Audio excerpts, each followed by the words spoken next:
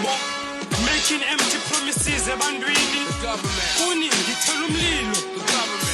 Kuyodebelini ihleli sinivotela nipromise ngosibokela kwanina niyasijikela. Siyabusibeka ingxaki nenzi ngathi niyasimamela nifike eparliamente ingxaki zethu niyazikhathela. Kuyodebelini ihleli sinivotela nipromise ngosibokela kwanina niyasijikela. Siyabusibeka ingxaki nenzi ngathi niyasimamela nifike eparliamente ingxaki zethu niyazikhathela.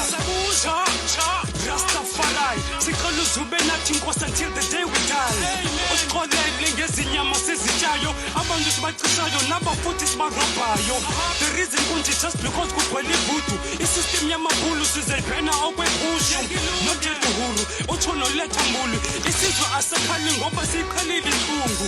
Sasilelwe size from uStradom to uBorder, but still sisazibulala ngale shit yokuvota. Yo, what's up, family? What's up? Yo, welcome to Hip Hop Nation TV. So we got another interview today. Today got the legend today, our feature. Yeah. This one is for all the street entrepreneurs out there and all the hustlers out there and all the activists out there. That's what's up. So I'm not gonna introduce him. I'm just gonna bring him in. Then he's gonna introduce himself. That's what's up. That's what's up. King, I see you.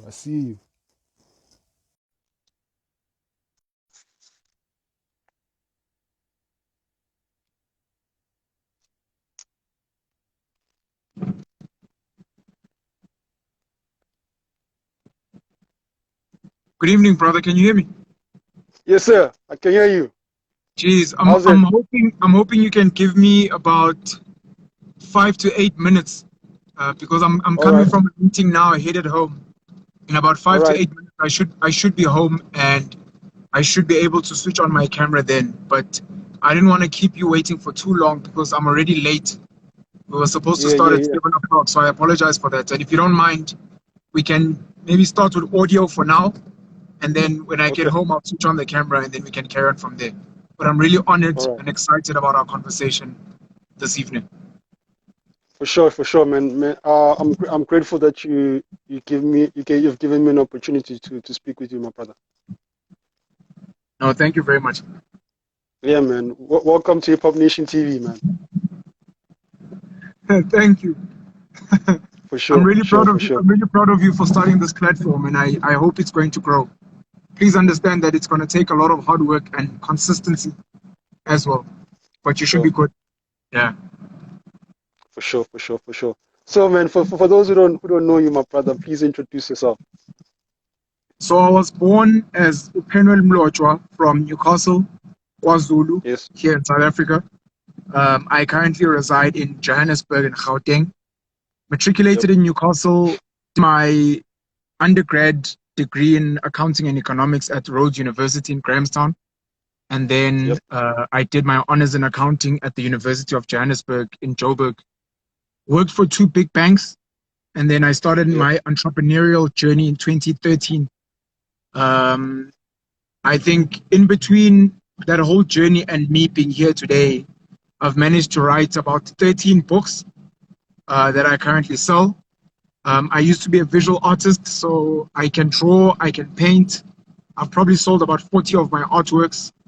I've had various businesses, most of which have failed, some which I had to close down. And then as of recently, I've just decided to take my online presence more seriously. So I've created a Facebook page called Penuel The Black Pen, which has close to 120,000 followers. My TikTok, which I opened last year, August, is almost at 65,000 followers. And my YouTube, which was on about 4,000 or 5,000 in December subscribers, is currently sitting at about, I think it's on its way to 17,000 subscribers now. And because of the work I've been doing online, I managed to catch the attention of DJ Spoo. And he invited me to be a guest on the Hustlers Corner podcast. And we enjoyed each other's energy, and he asked me to stay. And we're now creating our own podcast called The Virtual Mkuku on YouTube. For sure. Considering the fact that you were like a head prefect in your high school days and in your primary school time, do you think that had an influence on you becoming the leader that you are? To be fully honest, I don't think so. I actually think those titles were given to me in particular because I was a good boy.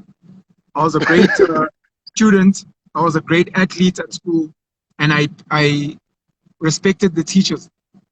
I think my Yeah. leadership qualities actually come from my mother and my father. My mother's been a teacher for the bulk of my life. She was also a Yeah. deputy principal at some point, and she used to do a lot of great work for children in her community.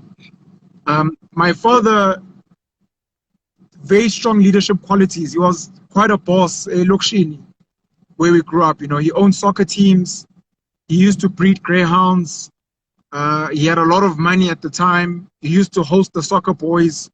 Like my house was the go-to place in Lokshini. Like guys would come Mm. to my place, come and watch kung fu movies on weekends. So I think because of my mom and my dad, my leadership quality.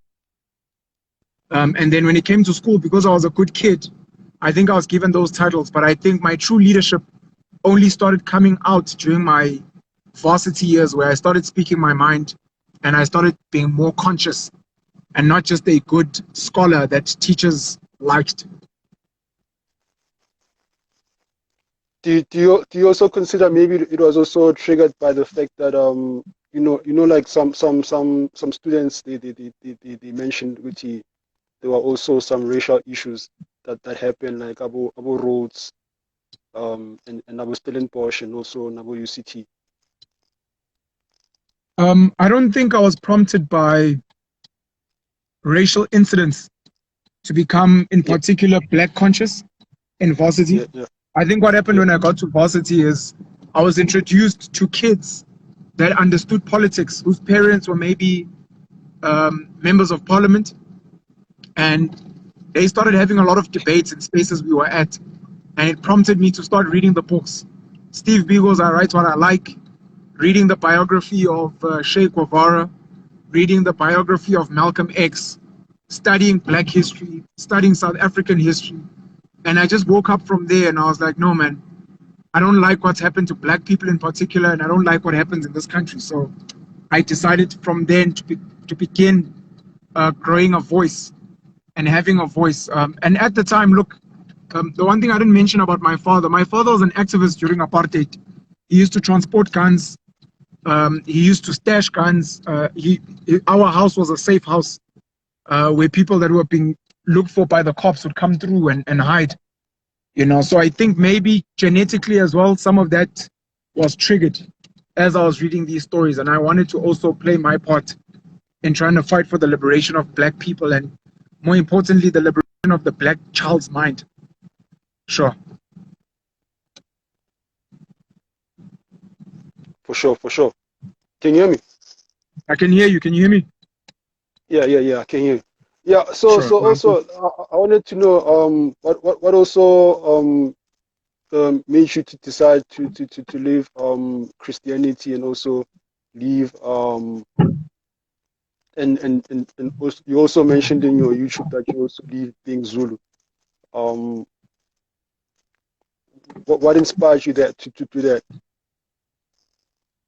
When I got to university in my first year, there was a big church group on campus called His People, and they Yeah. used to go around harassing other students and asking them if they know Jesus, if they'd like to visit their church, etc., etc. And I met a lady there. Her name was Lucille, and she was a great lady and very intelligent, and she really loved Jesus and loved Christianity. And I started spending time with her to ask why, and she educated me a lot, and it prompted me to be like, you know what, I think I want to become the best Christian I can be.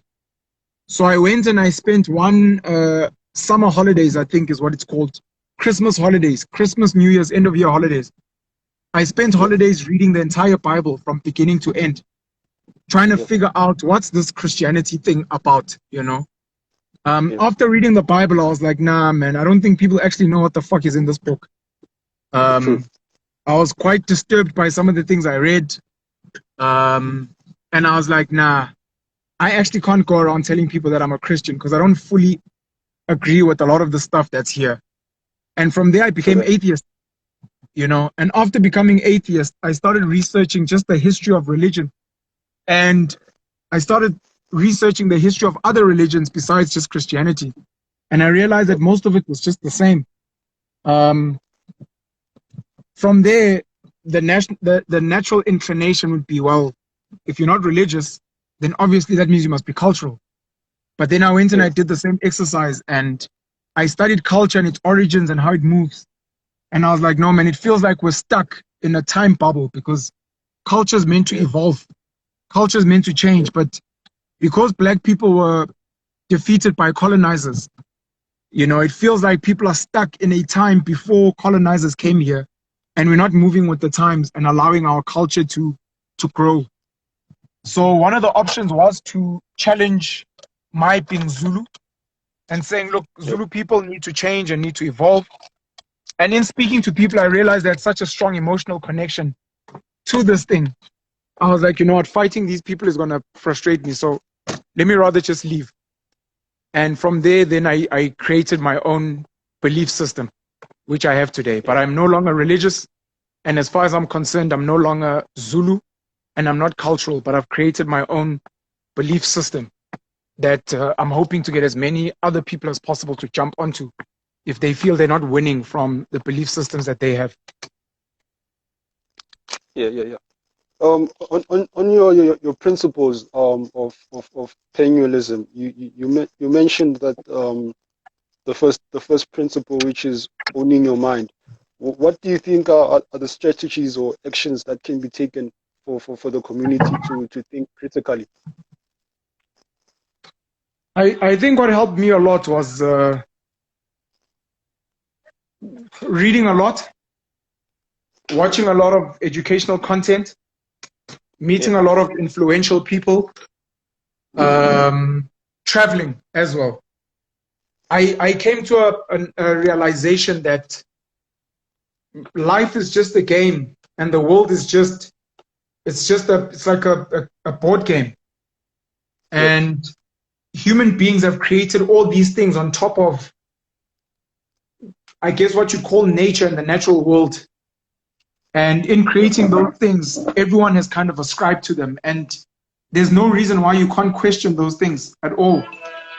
So I think for me, it's probably a matter of recommending certain reading materials, maybe some videos, and then hoping people will consume those and then begin just questioning the fundamentals of what they think is life, like my purpose and religion. All these things were man-made, and they can be challenged by men as well, and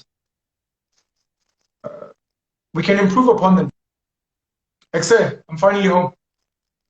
For sure, King. Welcome, King. Sure. Yeah. So plus also, I mean, you are also mentioning things like practical education and apprenticeship. Yeah. Do you think that should be something introduced in the schools, or should we just say, let's scrap the school system and then let's create our own system?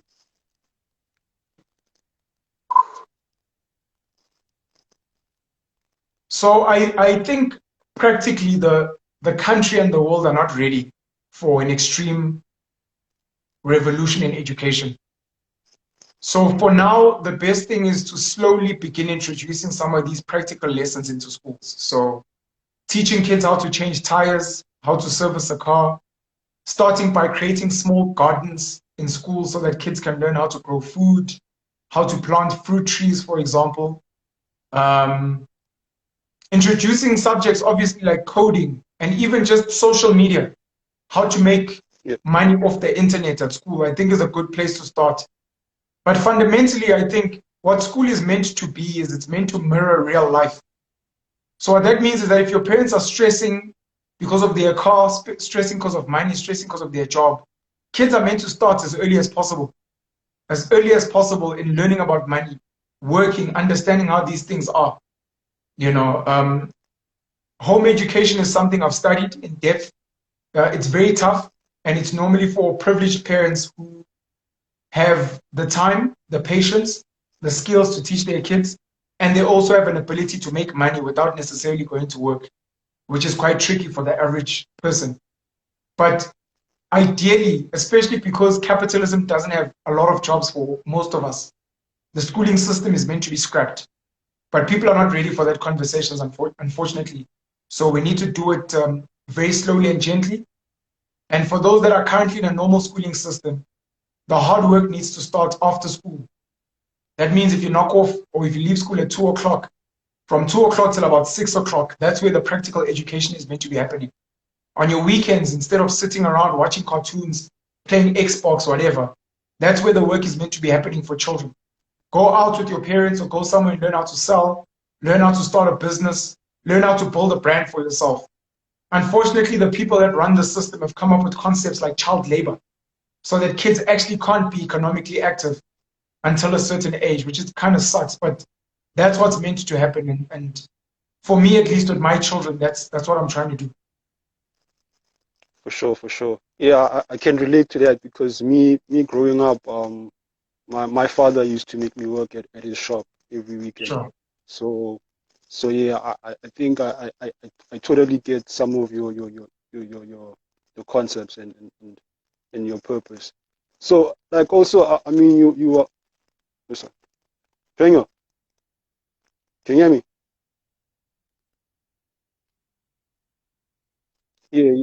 Yeah, yeah, sure. Yeah, plus, I mean, you are also mentioning. I was watching one of your channels.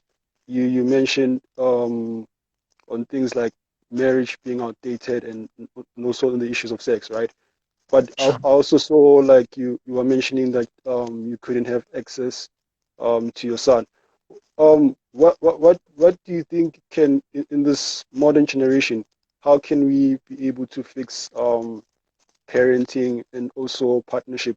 Do you think there can be methods that can be that can be introduced to make things to make it relevant, like the marriage thing? The problem with the world we have now is that there's a legacy of systems and beliefs. Yep. Yep. So marriage in South Africa, at least, is a function of Christianity.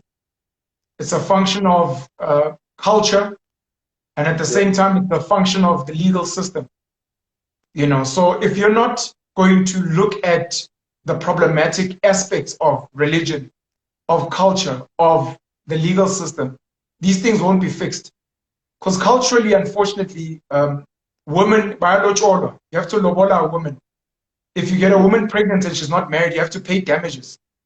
There's no equality in the world.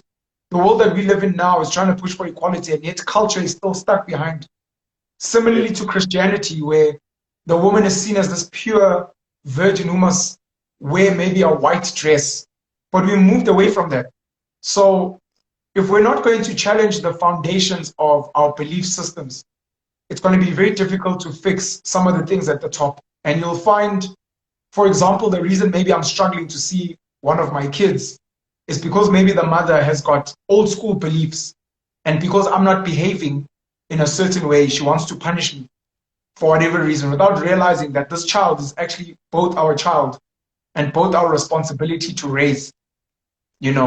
She's still got that old school mentality of a child belongs to the mother, or the child must live with the mother. And that's not how things are. But if the mindset has not been challenged and changed, things won't change. Sadly for me, in my example, when I discussed with the mother of my child the idea of having a child together, it was not going to be raised, or we were not going to do it from a religious perspective, from a cultural perspective. We were coming as two consenting adults to decide to have a child and to raise a child together. And it was during pregnancy and afterwards where she decided to flip the script and then decided to come with a new way of doing things, which was quite sad for me because it almost feels like I was scammed, in the same way that a lot of women complain that men feel like they are scamming them. Because men come with all these great things, they buy them stuff, and then as soon as you commit to this guy, he changes on you. So for me, I found something similar to that in my situation, and it was quite sad. But to answer your question, if we're not going to fix the underlying belief systems, everything we try to sort out at the top is not going to change. So fix the underlying foundations, the software of who you think you are. Are you black? Are you Zulu? Are you South African? Are you a man? Fix that software, and then everything else you want to build on top of that at least is built on a strong foundation. But if you're just picking and choosing things at the top that your grandfather and grandmother did at a time when it made sense then, and you're trying to copy it and paste it in the modern world today, it's not going to work. It's going to crash. That's also why we have a high divorce rate, because people want to get married after sleeping with the whole world. People want to get married after dating everyone else. People want to get married after wanting independence and freedom. Marriage doesn't work like that. Marriage is about commitment and sacrifice. That means a woman who's got ambitions to go and work in Japan, she can't. Because she's like, well, my husband is in Joburg. My family's in Joburg. I can't go there. But we want to mix everything together. And then it will crash because she'll force to go to Japan. He'll stay. She wants the kids. He wants the kids. We're not really sure of how we're raising them. And everything just falls to shit, unfortunately. For sure. Plus, man, on your aspirations for this building the community economically, you also mentioned things like that we should go back to the rural, back to our lands, and then start building our communities. What other aspects do you think we can use in order to do that? Like, because do you think like that also comes from your influence growing up in a Afrikaner school and also being influenced by Jewish and Muslim cultures as well? So Black people in particular in this country didn't choose the money system. They were forced into the money system.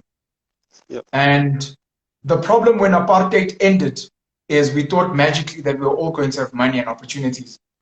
And the money system doesn't work like that. The money system is more like soccer. We can't all play for Bafana Bafana. We can't all play in the PSL. You know, if Black people want to play in the PSL, want to play for Bafana, there's certain rules that they need to follow. And part of those rules include buying from your own people, working for your own people, making sure that the money stays in your circle. Unfortunately, because Black people were colonized and oppressed, they haven't really been taught the rules and they don't understand why they're losing in this game. If you feel that the game is unfair and you've done everything right and you're still not winning, maybe it's time to try another game. Maybe the money system as it currently stands is actually not for Black people, and maybe Black people need to go back to how our forefathers lived.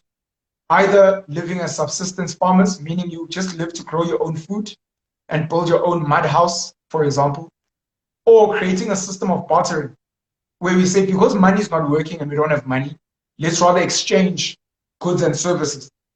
You know, but if Black people want to win in this money game, which is controlled largely by the West, then they need to understand the rules of the game. The reason Indians in this country do well, the reason Chinese people in this country do well, the reason Jews in this country do well is because they understand the rules of the game. Take as much money as you can from other people, keep that money in your circle, upskill your circle so that you guys can build and buy into the value chain. Otherwise, forget. Otherwise, completely forget. For sure. Plus, I mean, like, also considering that you're introducing like new ideas, do you think that creates a gap between the young people and old people? Plus, I mean, you were also mentioning things like maturity, that there are young people who are very matured than old people. So do you also think with some of the young people that have the abilities to lead, do you think we have also built enough confidence in them to actually take the lead? The short answer to your question is no. The schooling system, the church culture hasn't invested in leadership, in young leadership. And it's done on purpose. It's because old people are scared of young people. Once you empower young people, you no longer become relevant, sadly.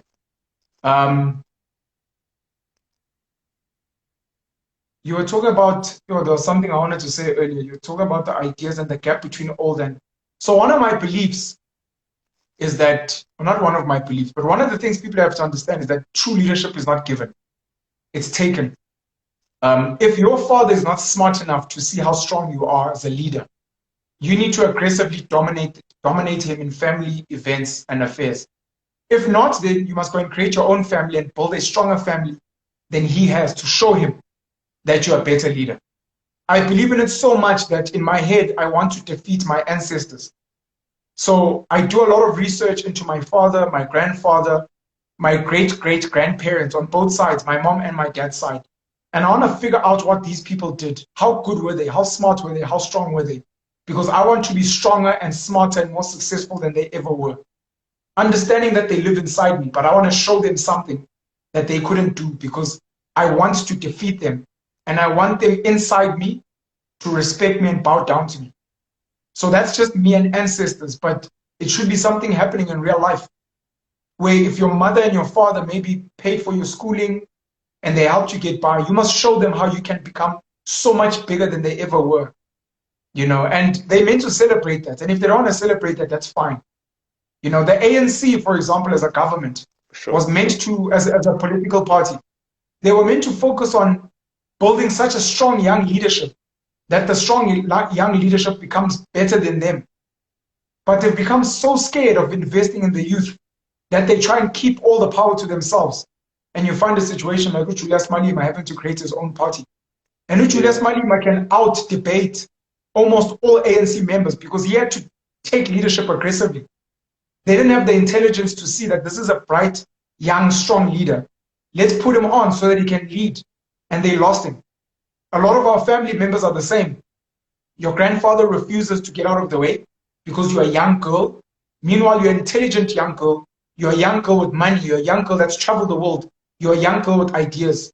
So he ends up losing you because you go out there and you begin, maybe you find a partner and you begin using those skills and those resources to build someone else's family, including your own. And your family loses out and then they go around begging you for money or they call you names like you don't respect anymore. You no longer visit the family. It's like, I can't visit a family where I'm not respected and where you guys don't see me as someone. So because I tried to take leadership and you refused, I've gone and I've created my own leadership space somewhere else. Sure, for sure. Plus, man, I love your principles, man, because you were also mentioning things like is it Ikigai and also the Kaizen. Yeah. If I'm not mistaken, you said Ikigai was main purpose, right? Sure. Do you think as the Black community, do we know our purpose? Do we know our agenda?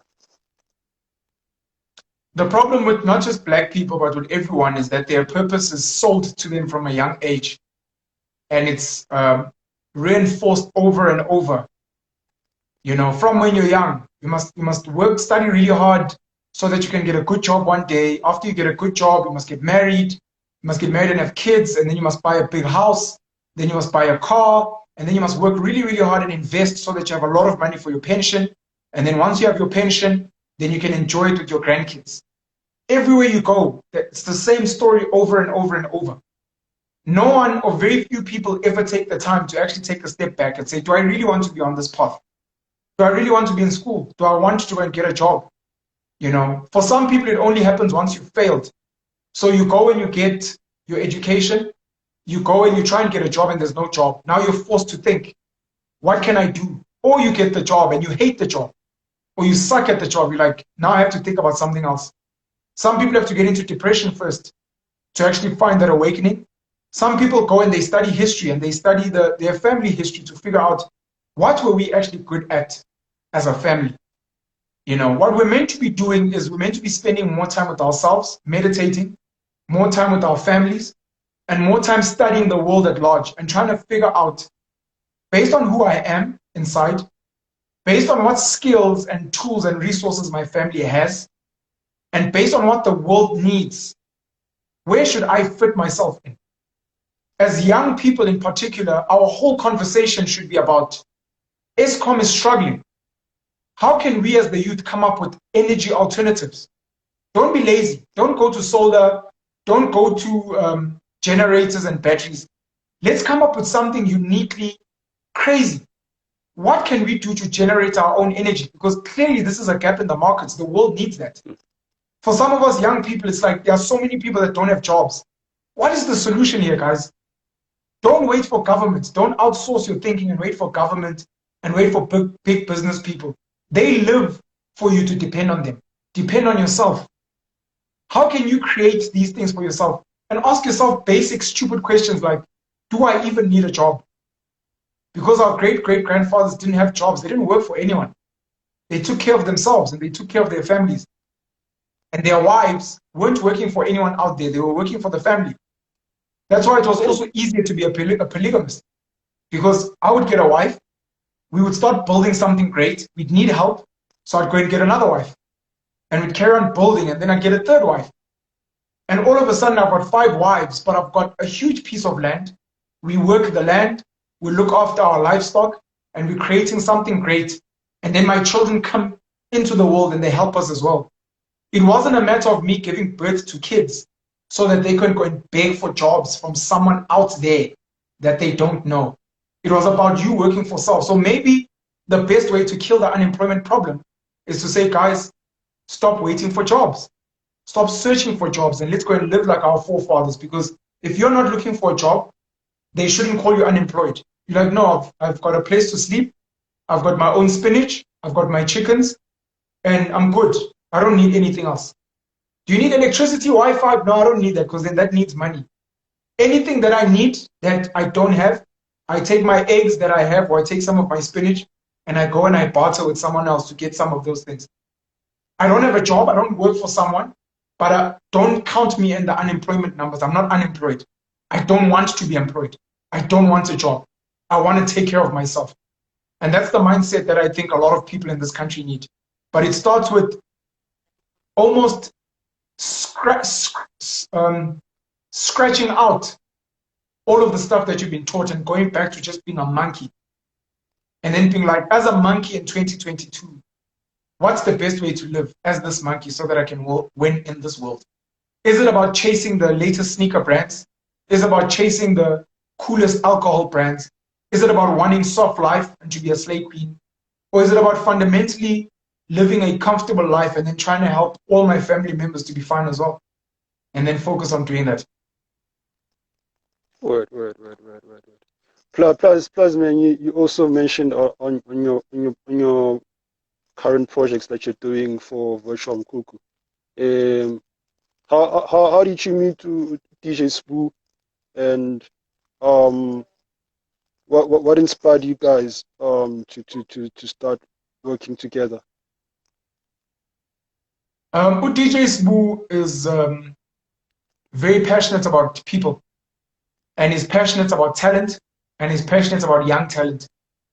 So I've been making videos for a while. I just never took it seriously for the last couple of years, and I used to post tweets and post on Facebook, and I guess some of my content came through to him. And because he's passionate about people, he followed me, and he started reading and watching more of my stuff. You know, and because he had a platform, he was like, I like this kid. I think he's got a great mind. And just because he's passionate about people and talent, I came onto his show. Sorry, I think there's an eyelash in my eye. I came onto his show. We had a conversation. He enjoyed the conversation we had. And a lot of the people that were watching the episode were like, this guy must come back. And I went back. And I've been going back. I think we're probably on between 15 and 20 episodes now. You know, I've enjoyed working with him because I'm a huge fan of Usbu. He's got a crazy work ethic. I don't think people know how hard he actually works. And I love that very much because it's something I'm building myself into. I admire the Pakistani, Somalian, Ethiopian puzzle shop owners because they work 16 hours a day. It's crazy. It's like slavery, you know, but it's slavery for yourself. Because it's your money, it's your business. You know, so Usbu is obsessed with work. Obsessed. Today we shot 3 episodes back to back. 1.5 hours, 1 hour, 2 hours, non-stop. And I can imagine when he left, he's probably going to a meeting or he's going to work.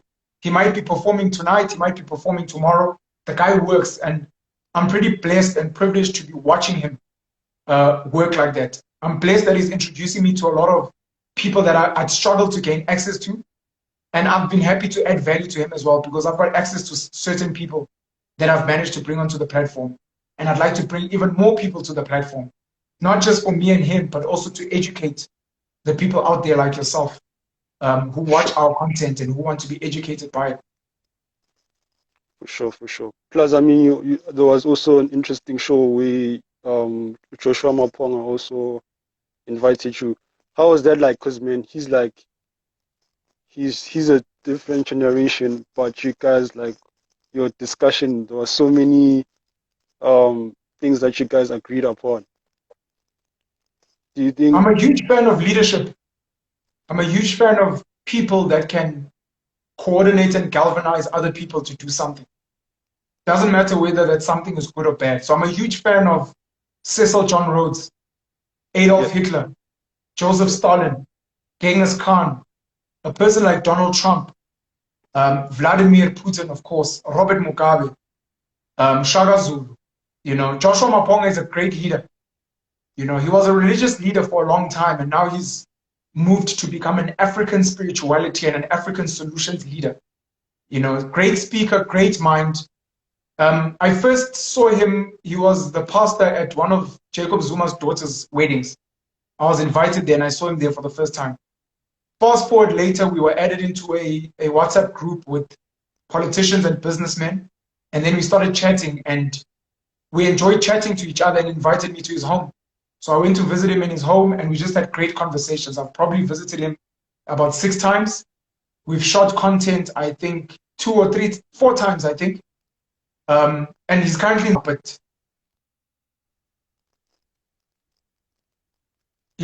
Zimbabwe now, but my hope is that as soon as he comes back, we carry on working, because he's a supporter of the fact that I'm building my own religion. And because he studied theology, you know, he can help me with the framework of how to frame my religion so that it can grow quick, you know, and create structures like the best churches that are out there. So he's a great mentor to me. He's passionate about Africans. He's passionate about Africans finding solutions.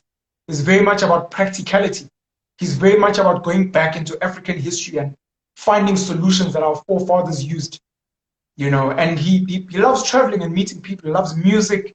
He loves writing. Some of the things that I'm passionate about. He's an artist as well. He paints. So we just align on so many things, you know. And I've had a good time getting to know him and getting to learn from him as well. Oh, amazing, man, amazing. So I saw one of your posts. You said you're planning on going to Soweto. Is it an event or something? So I started last week. in Braamfontein, and then I did Roodepoort, and then I did Pretoria. I guess this is maybe my Jesus or my Moses moment, where I feel it's the right time for me to travel around the country, trying to meet people that enjoy my content, that have good ideas, that are just waiting for someone to maybe help them or connect them in some way. So I'm in Soweto tomorrow at 12 o'clock at Maponya Mall, trying to meet some of the people that follow my content. And because I've got now the experience of the last 3 gatherings that we had, I think I've got a more strong agenda for what I want to address tomorrow. But those engagements are also for people to get to know one another. The engagements are also for me to get to meet people and also to learn from people. You know, at these gatherings, I do a lot of listening. There's a lot of great minds that are there that are just coming to talk about what's happening in their family, in their business. There are people that are unemployed. There was a kid, I think in Roodepoort, who was looking for work, and 2 of the people, they own businesses, and they were like, look, hit us up via the DMs. Let's see if we can get you something. So I'm trying to solve problems in the best way I can, but also with the hope that I can build this over time into something much bigger, much, much bigger. And we can start telling some success stories of how these platforms, me traveling, meeting people, we've created businesses, we've pooled money, we've created jobs for people, we've gotten people to move back home and work the land. One of my things is I want to find as much land as I can around Gauteng, and I want to start placing some of these people to work the land there, so we can start building certain communities that are going to work for us, that are not too dependent on money or electricity or all these other things that have enslaved us now. So I'm quite excited, and I'm going to keep doing this for as long as it makes sense. And I hope that it's going to catch a flame and become something bigger. You know, in Pretoria, we had about 20 to 25 people that showed up. In Braamfontein, there were 12. You know, I'm not saying every meeting is going to be bigger. It normally depends on the area, but I wanted to get as big as possible. I want people to know that I'm out here to help lead them, but also because I think my candle is burning now. I want to light people's candles out there and tell them I want you to lead where you are. And I want to come back and see where you are and find out what have you been up to. Update me. What help do you need? What resources do you need? Let's work. Let's create structures, and you can lead this area and it can be yours. You know, I think people are just looking for that inspiration and that guidance. And I'm happy to be one of the voices to be that, along with Onhlanhla Lux, and some of the leaders that are on the ground now. Different leaders, not politicians, but people that are actually speaking to the hearts of people out there, because people are tired of the same old rubbish. It's not working at all. So we're trying to do something different. And I'm quite excited about that. For sure. Before you leave us, my brother, I just wanted to know, what would be your advice to many other young people that look up to you and say they want to be like the God Penuel? Oh, snap. They must be ready to read their minds. I'm trying to read messages and I can't. Yeah. Oh, okay. I think it's I am Lito. It says when you're in Cape Town, please come and share your knowledge. No, I'm going to be in Cape Town in a month's time. For sure. Yeah, Okay. Putin. Good point. Pablo Escobar. Yeah. Plama or Ploto. Yeah. Yes. How much reading do you do? Oh, this is a very interesting question. How much reading do you do on a daily basis? You seem like you consume a lot of information. You're very knowledgeable. And it's true, but it's also because the way I live my life and the people I engage with, I'm also just constantly getting information. While people are looking at bums on social media, while people are looking at shoes on social media, while people are watching stupid videos on social media, the people that I follow, the pages that I follow are just educational. So I'm constantly learning. The other thing is I don't drink and I don't smoke. So maybe like knowledge is like my drug of choice. For sure. That's classic Soul Star. That's a very good brother of mine. Together in Newcastle. Do you consider yourself maybe? Sorry, man. I'm just trying to go to these things because Instagram sucks. Because once this video ends, I think all these comments are gonna disappear. Yeah, my comment disappear. No, that sucks. YouTube is the same. YouTube is the same. Yeah. On Facebook, at least, once I've made a live video on Facebook, it stays. So I can always go back and check out the comments. Pablo, Penuel The Black Pen. Such a powerful conversation. Can I join while Penuel is here? Your take on money flow. You have blurted out a bit how investments work. Okay.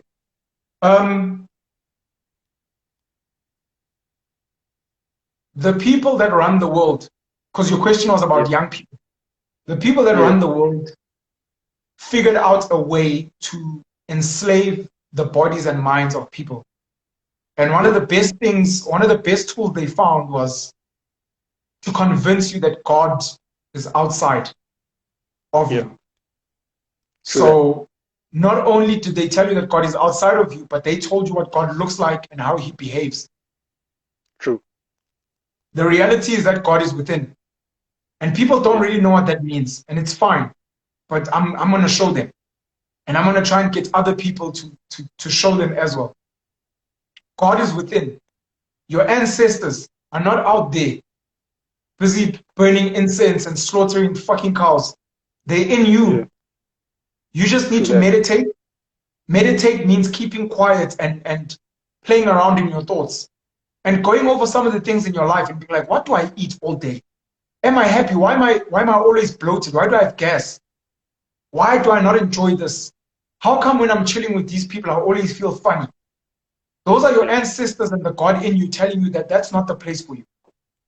You know, Sure. and for some people, obviously, that whole concept leads to depression and mental breakdown, anxiety, panic attacks, etc. It's because who you are inside is fighting with who the world is forcing you to be for the system's sake. So understand that God is within you. Try and consume as much relevant knowledge as possible. And try and find a few people that have all of that knowledge so that you don't have to be searching everywhere. If Penuel the Black Pen is your source of knowledge, that's fine. You're like, at least with this guy, I get to learn about money, about politics, about relationships, sure. Then you cut out a lot of people and consume knowledge like you're fucking going crazy. And then you have to understand that you have to work hard. This thing of, no, you mustn't work hard, you must work smart. Fuck that. You need to work hard. Obviously, you must be smart in how you're working, but you have to work hard. Because the people out there who are running the world are working smart, but they work fucking crazy hours. And they put in work. Understand that our ancestors used to hunt. They used to work in the fields every day. They weren't just lounging around and chilling on social media and scratching their bums and ordering Uber Eats while watching Netflix. They were working. So we need to go back to that culture of work. You know, whatever it is that you're doing, you need to go harder. You and I are going hard at 8 o'clock on a Friday evening. You know, I woke up this morning at 5. I had to take my 3 nephews to school. After taking my 3 nephews, I had to come back and I shot a video that I uploaded on YouTube and on Facebook. I uploaded other videos on Instagram and on TikTok. I looked at some of my videos in the comments and I responded to them. I looked at some of my DMs. I just want to charge you. Sure. Yeah, you can I was continue. looking at some of my DMs, people that were looking to order books, people that wanted to join us tomorrow in Soweto, people that wanted to ask certain things of advice. And then after I shot my videos and I went through all of that, I also was registering a company, 2 companies for friends, looking at some of my emails. Then I drove to Jameson Park between Heidelberg and Nigel, because I was at the mission